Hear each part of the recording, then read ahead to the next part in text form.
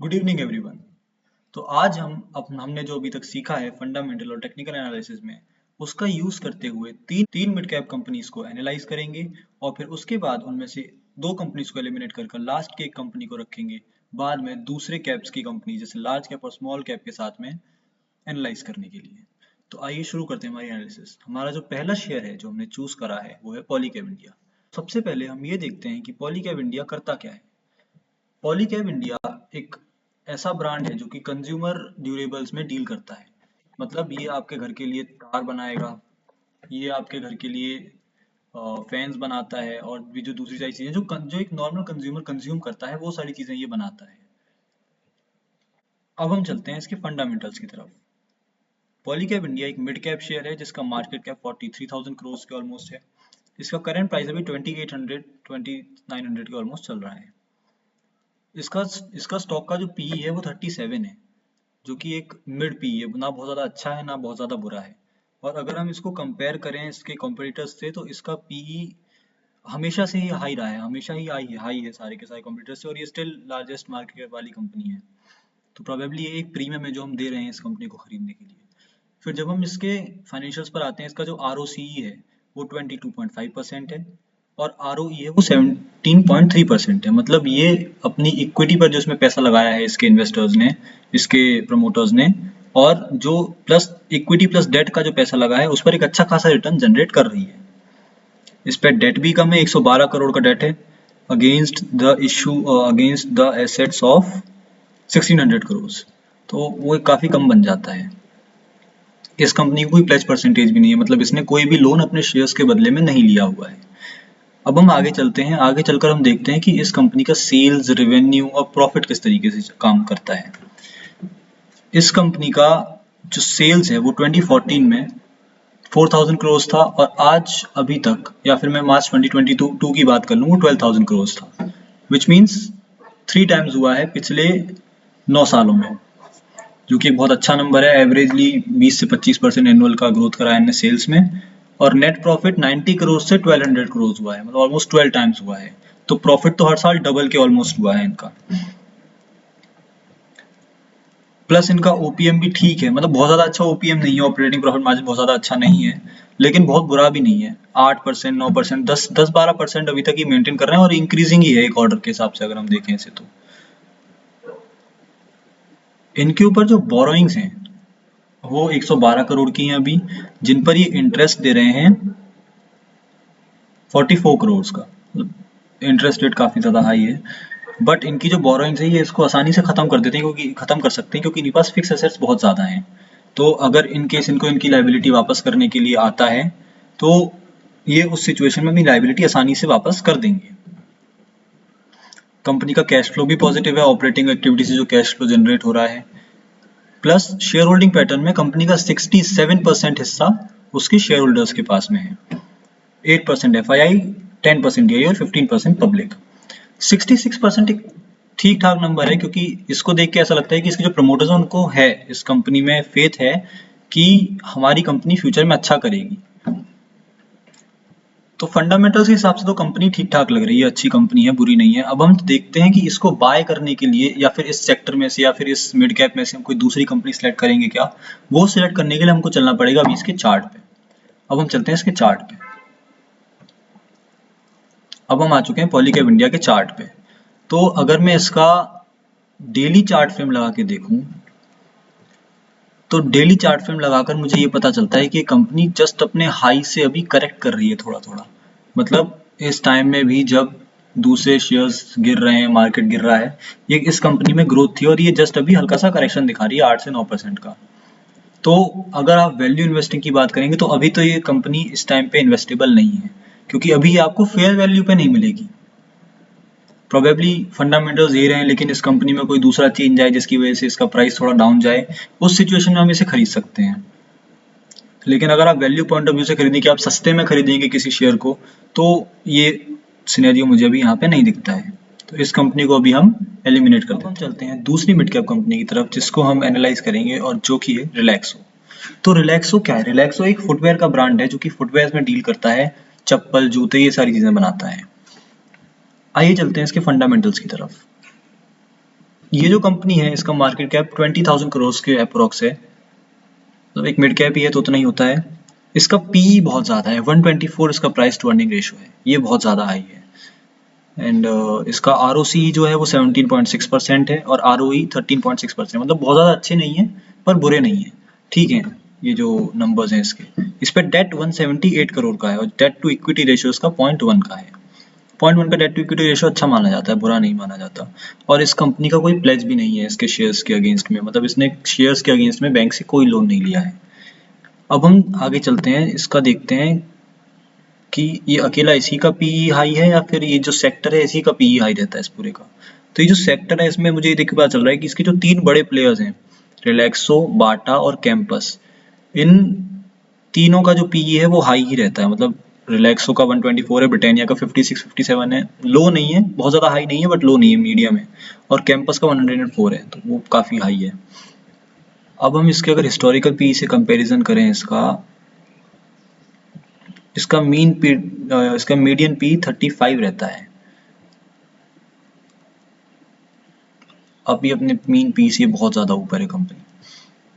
Anyways, अब हम आगे चलते हैं। हम पी के बेसिस पर अकेले डिसीजन ना करते हुए हम इसके फाइनेंशियल्स देखेंगे और फिर इसका चार्ट देखेंगे, फिर डिसाइड करेंगे कि हमें इस कंपनी को बाय करना है या नहीं करना है, या फिर हम फिर से एलिमिनेट करेंगे हमारी दूसरी कंपनी की तरह, हमारी पहली कंपनी की तरह।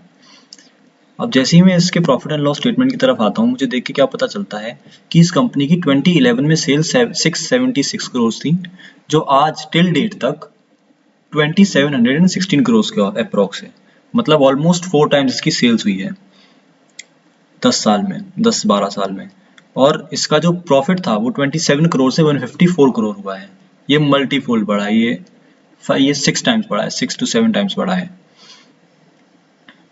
और इसका ओपीएम भी ठीक है, ओपीएम हमेशा 10 से ऊपर ही रहा है और अभी कुछ सालों में इंक्रीज कर रहा था, 21 के ऊपर भी गया था 2021 में, अभी दोबारा नीचे है। ओपीएम भी इसका ठीक है, ऑपरेटिंग प्रॉफिट मार्जिन भी इसका ठीक है, बुरा नहीं है। इस कंपनी के पास 1117 करोड़ की फिक्स एसेट है और बोरोइंग्स 178 करोड़ की हैं।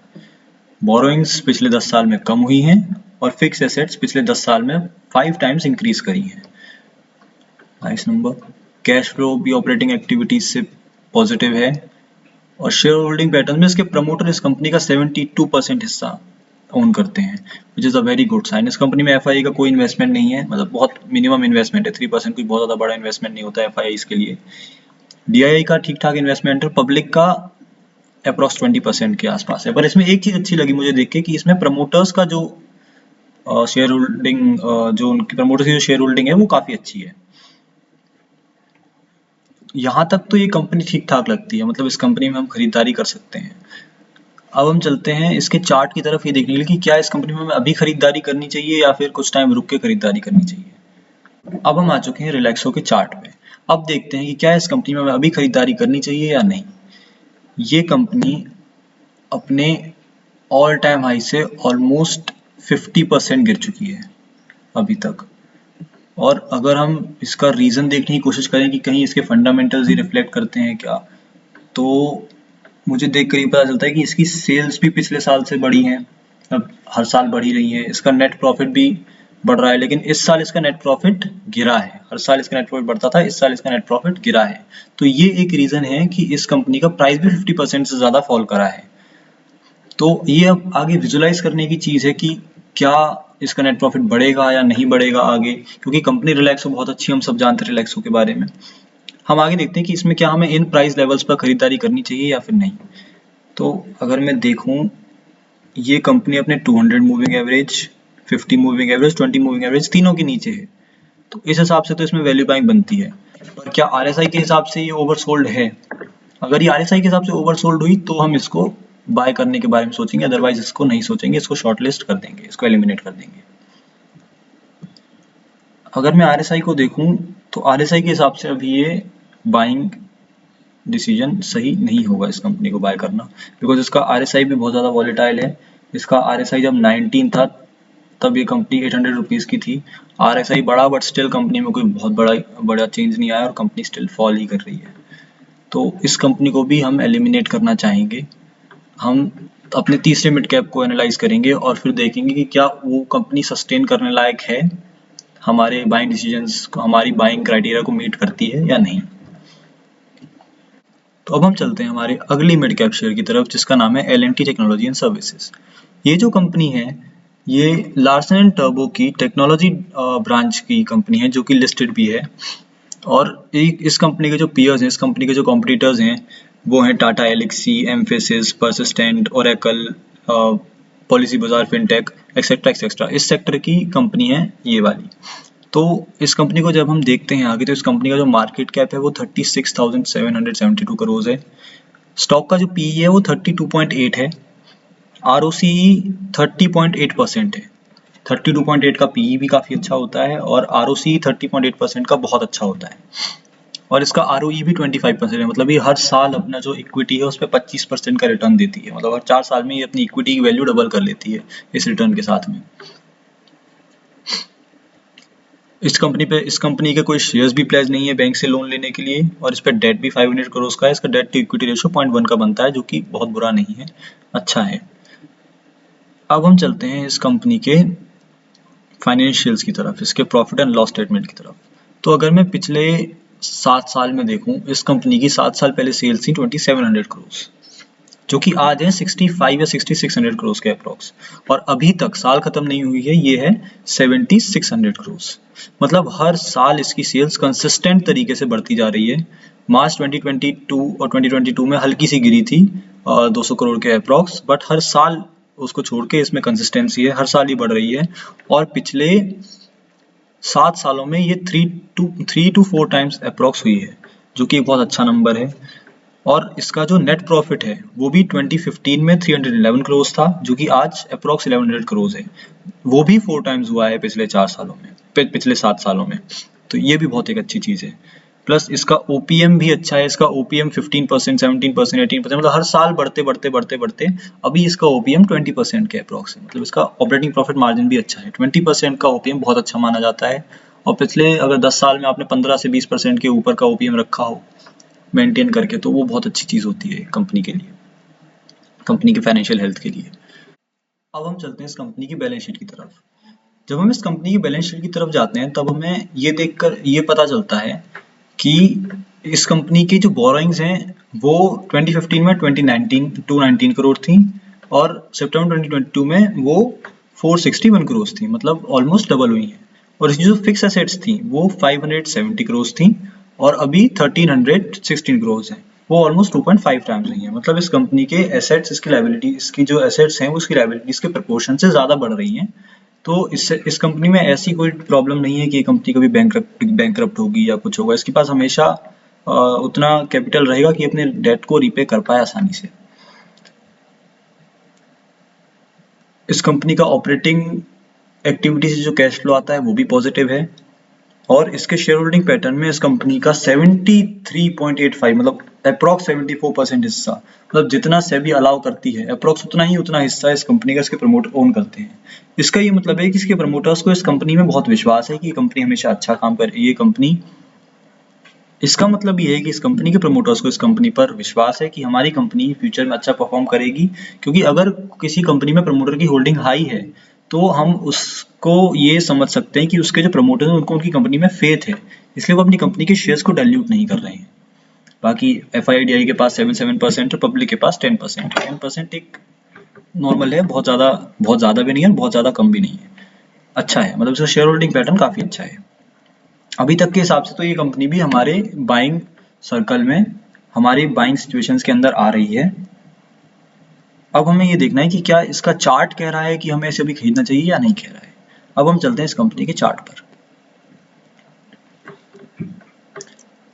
एल&टी का चार्ट देखकर हमें पता चलता है कि कंपनी अपने ऑल टाइम हाई से ऑलमोस्ट 40% अभी करेक्ट कर चुकी है, और ये अपने इम्पोर्टेंट डीएमएस के जस्ट पास में है, जहां जहां पहले इसका 20 मूविंग एवरेज है, फिर 50 है, फिर 200 है। मतलब इस कंपनी में अभी भी जगह बची हुई है कि ये कंपनी प्रोबेबली यहाँ तक का फॉल दिखाए या फिर यहाँ तक का फॉल दिखाए। तो इस कंपनी में अभी भी जगह बची है कि ये 10 to 15% अभी भी ये कंपनी करेक्ट कर सकती है आराम से, तो हमें इस कंपनी को अभी इन लेवल्स पर बाय नहीं करना है। कंपनी अच्छी है, लेकिन हमें इसे बाय कब करना है, जब ये अपने तीनों इंपॉर्टेंट मूविंग एवरेजेस के नीचे आ जाएगी और इसका जो RSI है वो ओवरसोल्ड हो जाएगा, क्योंकि इसका RSI भी अभी ओवरसोल्ड नहीं है, इसका RSI अभी 40 के आसपास है। ओवरसोल्ड का RSI होता है 30 या 30 के बिलो जितना भी हो। तो पहले जब ये दो कंडीशन मीट होगी तब हम इसे खरीदेंगे। तो इस कंपनी को भी अभी हम शॉर्ट लिस्ट करते हैं। तो हमने जो 3 मिड कैप कंपनीज ढूंढी थी और उन पर रिसर्च करी थी, उन्हें देखकर हमें ये पता चलता है कि कंपनीज तो हमने अच्छी ढूंढी थी, लेकिन उनमें अभी बाइंग अपॉर्चुनिटी जिस करंट प्राइस पर वो हमें मिल रही है उसमें जनरेट नहीं हो रही है। अब नेक्स्ट वीडियो में हम आपको लार्ज कैप का एनालिसिस बताएंगे कि लार्ज कैप में हमारी कौन कौन सी कंपनीज है जिन्हें हम बाय कर सकते हैं।